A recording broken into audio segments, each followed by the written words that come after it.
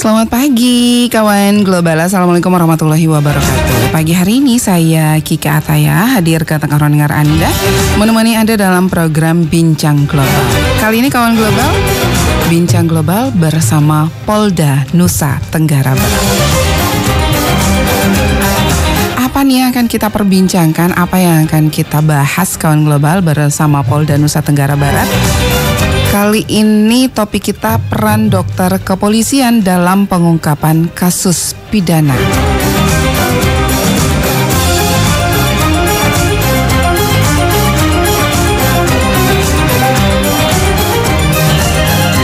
Mungkin banyak yang sudah tahu, banyak juga yang belum tahu mengenai dokter kepolisian. Nanti kita akan tanya-tanya langsung kawan global kepada narasumber kita. Belakangan juga banyak kawan global kasus-kasus pidana yang cukup mengejutkan kawan global ya. Di studio kami telah hadir, langsung saja kita sapa narasumber kita, Kombes Pol Dr. Iko Mangtresna, SPOGK Mars MHK. Selamat pagi Pak. Selamat pagi, Assalamualaikum warahmatullahi wabarakatuh. Pagi, sehat sejahtera dan buat kita semuanya. Om Swastiastu buat kawal global semuanya. Betul, Pak Kombes Pol Dr. Iko Mangtresna SPOGK Mars MHK. Beliau adalah Kabid Dokes Polda NTB. Ya, benar. Nah, ini kan agak gimana ya Pak ya, topik kita kali ini peran dokter kepolisian dalam pengungkapan kasus pidana. Masyarakat mungkin banyak yang sudah tahu, banyak juga yang nggak tahu. Dokes, dokter kepolisian, apa sih Pak? Mungkin bisa diceritakan nih Pak, peran atau tugas dari dokes sendiri, silakan ya. Pak. Baiklah kawan global, saya jelaskan memang kita dokter kepolisian ya. Memang kita ini yang punya kompetensi dokter kemudian masuk ke institusi Polri. Jadinya kita dokter yang ada warna tersendiri, berbeda dengan para dokter yang di masyarakat sana luar. Betul. Ya, karena kita ada sentuhan dokpol namanya, sentuhan dokpol, ada ilmu kedokteran kepolisian ataupun pengeterapan nanti lebih banyak ilmu kedokteran di bidang kepolisian, khususnya nanti untuk membantu operasional tugas-tugas Polri dalam khususnya lebih khusus lagi di bidang penegakan hukum. Di penegakan hukum di samping juga tugas lain misalnya pemeliharaan Kamtibmas maupun melindungi, mengayomi dan melayani masyarakat. Tapi yang paling penting di sini sesuai dengan topik yang kita laksanakan adalah penegakan hukum yang kita nanti bantu operasionalnya. Oke, berarti ini untuk masyarakat dokes juga hadir ya Pak ya? Ya betul sekali ya, untuk masyarakat memang kami dengan fungsi kepolisian lain baik reserse kemudian Samapta, Brimob dan lain sebagainya, kami hadir sesuai dengan peran fungsi masing-masing dan kami juga di kedokteran kepolisian menyesuaikan itu semuanya peran kami. Gitu. Berarti semua spesialis ada di sana atau seperti apa nih Pak? Bukan, maksudnya begini, tergantung apa yang dibutuhkan oleh fungsi kepolisian. Misalnya dalam hal penegakan hukum, misalnya penegakan hukum dalam ini pengungkapan tindakan pidana misalnya. Okay. Kami hadir misalnya di sana dalam hal misalnya ilmu forensik misalnya ilmu forensik atau khusus kami misalnya menghadirkan dokter forensik beserta timnya untuk membantu penyidikan yang menjadi menjadi tugas daripada misalnya reserse misalnya. Tapi apakah ini untuk dokpol atau dokter kepolisian sendiri ini hanya terfokus untuk pengungkapan kasus atau misalkan ada masyarakat sekitar nih mau melakukan pemeriksaan kesehatan, itu apa aja yang dilayani di sana Pak? Ya bukan sesuai dengan tupoksi kami. Tentunya kami KB Dokes dalam hal ini berada secara struktur di bawah Bapak Kapolda. Dalam hal ini ada unsur pembantu pimpinan, yang mempunyai 3 tugas pokok. Yang pertama seperti saya sampaikan, membantu kegiatan operasional kepolisian, baik di bidang reserse, intel, kemudian lalu lintas, BRIMOB maupun Samapta. Kemudian kami juga mempunyai tugas pokok pelayanan kesehatan terhadap pegawai negeri pada Polri, pegawai negeri pada dan masyarakat umum. Itu memberikan Yankes, pelayanan kesehatan. Kemudian juga kami akan membantu hal-hal yang sifatnya kontingensi kepada Polda, dalam hal ini Polda dan masyarakat luas. Misalnya terjadi, misalnya di sini kan rawan gempa bumi, kemudian banjir, kemudian ataupun kecelakaan misalnya kecelakaan pesawat ataupun gempa bumi dan lain sebagainya itu. Oh, berarti nggak cuma terfokus pada pengungkapan kasus saja ya berarti bukan. ya, Pak ya. Semua pelayanan kesehatan selama bisa dilayani kami akan bersama-sama gitu. Baik. Nah, belakangan kan Pak ini ramai sekali ya Pak ya, entah itu penemuan mayat dan lain sebagainya. Peran Dokes sendiri di sini nih apa nih Pak? Ya, khusus dalam hal ini penemuan mayat kan artinya ke masalah pidana kan, pidana. Nah, kami punya bagian namanya di bidang kedokteran kepolisian. Ada di sub bagian itu ada namanya bagian forensik. Di samping ada bagian DVI. Kami mungkin masyarakat dengar masalah DVI itu kami punya tugas. Nah, khusus di sini bidang forensik. Nah, perannya di sini tentunya kami akan bisa mengeterapkan ilmu kedokteran, dalam hal ini ilmu kedokteran forensik ya, untuk bisa digunakan oleh penyidik. Penyidik untuk membantu mengungkapkan kasus menjadi lebih terang artinya sifatnya sebagai alat bukti maupun barang bukti salah satu unsur. Nah, bisa kami jelaskan misalnya bisa kami melakukan otopsi atau jenazah yang belum jelas apa penyebab kematian. Nah, itu kamilah punya tugas. Tugas bisa kami lakukan pemeriksaan luar ataupun pemeriksaan dalam, hal ini otopsi, dan dengan otopsi itu bisa dipastikan penyebab kematian tersebut. Itu kan penyebab kematian, mungkin nanti itu merupakan bahan untuk penyidik untuk menindaklanjuti proses perkara. Di samping otopsi juga kami bisa mengidentifikasi aspek cedera. Apakah luka ini misalnya kalau membuat visum, apakah disebabkan oleh benda tumpul, kemudian konfigurasi lukanya bagaimana, mungkinnya luka gores, luka iris, luka tusuk ataupun luka tembak. Nah, itu bisa kita identifikasikan. Juga di samping itu ada lagi misalnya toksikologi.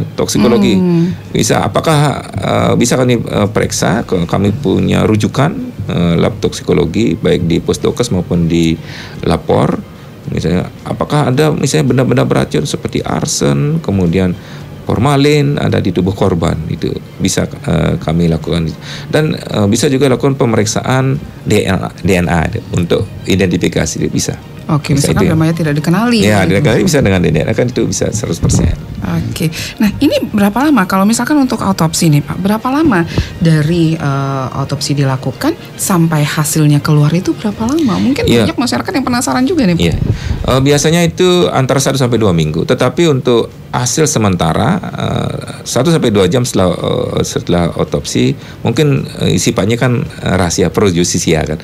Bisa kami komunikasikan dengan penyidik ataupun pimpinan itu untuk mempercepat penanganan kasus itu. Bisa kami lakukan pada saat itu, setelah. Tetapi untuk hasil resmi kan ini memerlukan pertimbangan, analisis, kemudian juga disesuaikan dengan literatur. Itu biasanya 1 minggu sampai 2 minggu, tergantung kompleksitas kasus yang kami tangani. Baik, 96,7 Radio Global FM, Lombok kawan global. Mungkin sekarang kita sudah mulai agak tahu, ternyata ini loh dokter kepolisian gitu ya. Selama ini mungkin sering ngelewatin ada tulisan dokes ini apa ya? Bisa masuk nggak ya? Bisa melakukan pemeriksaan kesehatan dan lain sebagainya. Nah, mengenai topik kita tadi Pak Dokter, ini mengenai peran dokter kepolisian dalam pengungkapan kasus pidana. Ini gimana nih Dokes sendiri atau Dokpol sendiri membantu korban kasus kriminal dalam mungkin proses pemulihan fisik dan mentalnya nih Pak, Silakan.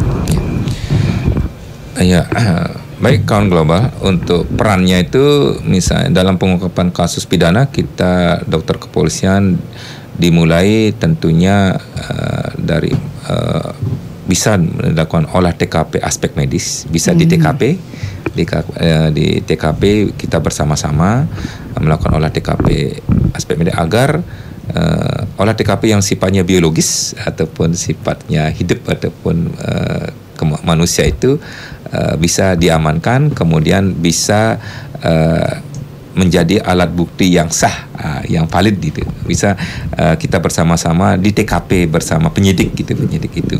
Kemudian juga di samping itu kami melakukan pemeriksaan di fasilitas kesehatan, bisa di poliklinik maupun di rumah sakit, seperti melakukan pemeriksaan visum, kemudian di rumah sakit seperti kita sampaikan pemeriksaan otopsi, kemudian pemeriksaan luka-luka, kemudian pemeriksaan toksikologi, kemudian DNA, bahkan kami bisa sampai pemeriksaan sebagai saksi ahli tentunya. Tentunya ini dimulai dengan proses penyelidikan dulu, kemudian baik dalam penyidikan juga hasil otopsi yang dibutuhkan oleh penyidik itu bisa kami membantu tentunya dengan surat yang kami buat, surat hasil visum maupun surat keterangan ahli. Gitu ya. Baik, ini tadi jenis-jenisnya sudah dijelaskan juga ya oleh Pak Dokter. Ada tadi otopsi luar, pemeriksaan luar maupun dalam, terus identifikasi aspek cederanya, terus toksikologinya, DNA, bahkan olah TKP tadi ya. Nah, ini kalau ini gimana nih dokter kepolisian sendiri memastikan keakuratan hasil visum dan otopsinya nih Pak Dokter, silakan. Ya. Tentunya hasil visum dan otopsi itu kita sifatnya objektivitas. Apa yang kami lihat, kami temukan, nah itu yang tertuang di dalam visum ataupun yang tertuang dalam hasil otopsi. Nah itu kami tidak bisa memastikan merelatifkan bahwa kasus ini tersangkanya ini, itu ranah penyidik, tetapi kita akan memberikan gambaran misalnya penyebab luka, penyebab kematian, kemudian misalnya secara toksikologi misalnya ini ada unsur misalnya arsen, unsur formalin, ataupun DNA ini bisa DNA korban cocok dengan si A, si B. Nah itu aja yang kami berikan keterangan, dan selanjutnya itu merupakan ranah dari penyidik. Nah kemudian untuk tadi pertanyaannya untuk rehabilitasi mental, nah itu misalnya ada khusus itu namanya visum psikiatri. Itu psikiatri bisa juga kami bantu, kami punya dokter psikiatri. Kemudian untuk rehabilitasi sifatnya mental itu biasanya di Polda kami berkolaborasi dengan bagian psikologi Polda. Itu biasanya healing untuk kasus trauma ataupun kasus-kasus keluarga yang mengalami korban, misalnya korban bisa dibantu oleh proses rehabilitasi, baik korban yang masih hidup maupun keluarga korban yang meninggal. Itu. Oke, baik. 96,7 Radio Global FM, Lombok Kawan Global. Silakan untuk Anda yang punya pertanyaan boleh ya. Kami nantikan Anda di 087865110035 atau di 081339909670. Nah, ini peran dokter kepolisian nih, dokter, dalam memberikan keterangan ahli dalam proses hukum terkait hasil visum dan otopsinya. Silakan dokter. Ya.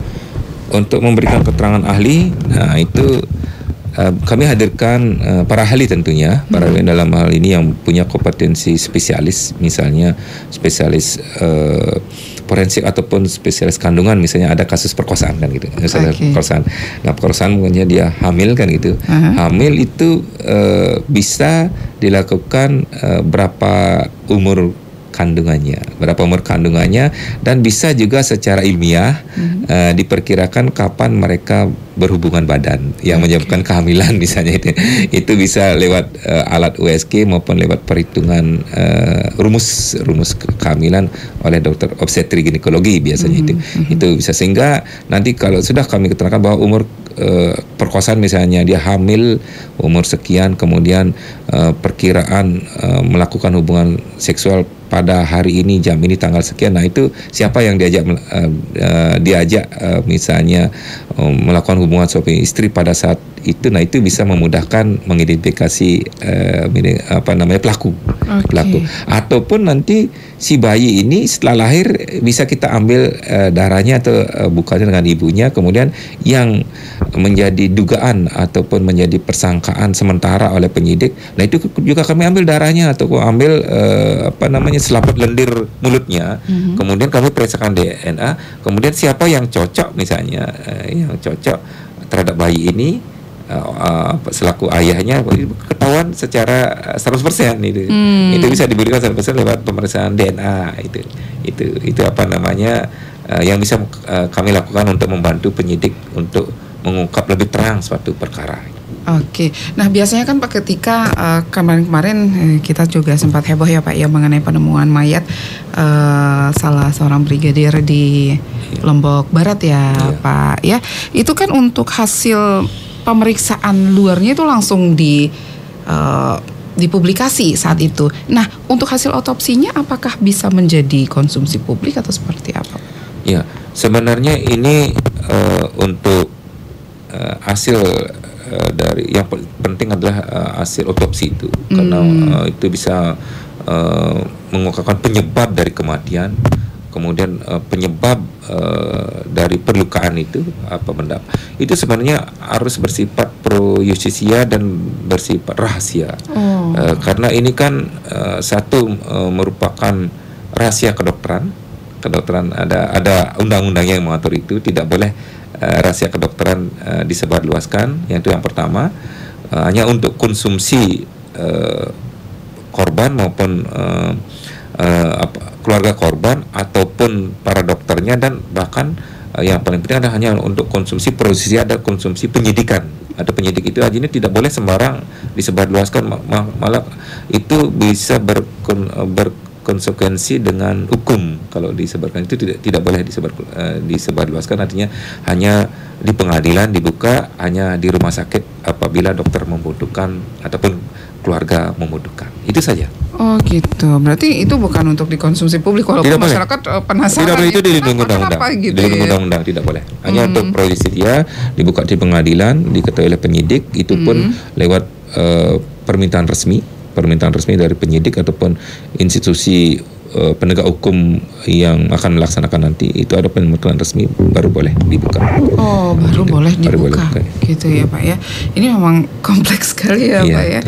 Oke, baik. Karena waktu kita sudah semakin mepet kawan global, untuk Anda yang ingin bertanya boleh kami nantikan Anda di 087865190035 atau di 0813399970 baik melalui Facebook kami, boleh juga di live Facebook kami Global FM Lombok, bisa juga melalui telepon ataupun WhatsApp kawan global. Ini prosedurnya untuk visum dan otopsi ini seperti apa nih Pak Dokter?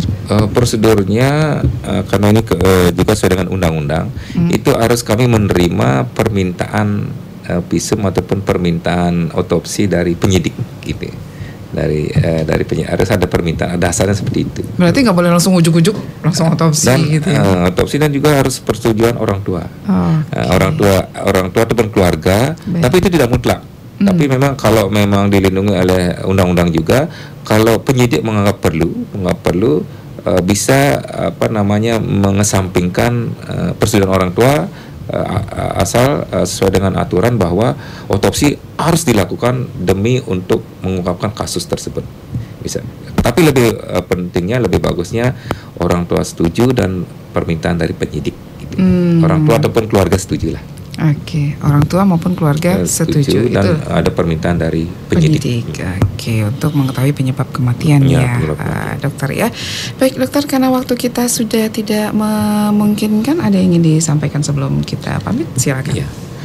Dalam hal ini kami Bidokes Polda NTB tentunya di wilayah hukum Polda NTB kami siap akan membantu dalam hal ini kasus-kasus pidana di bidang aspek medis tentunya secara ilmiah, secara istilahnya scientific investigation ya,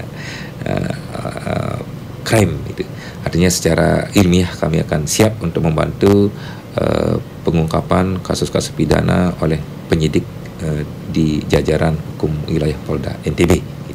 Oke, berarti dokter kepolisian juga hadir di masyarakat ya Pak ya?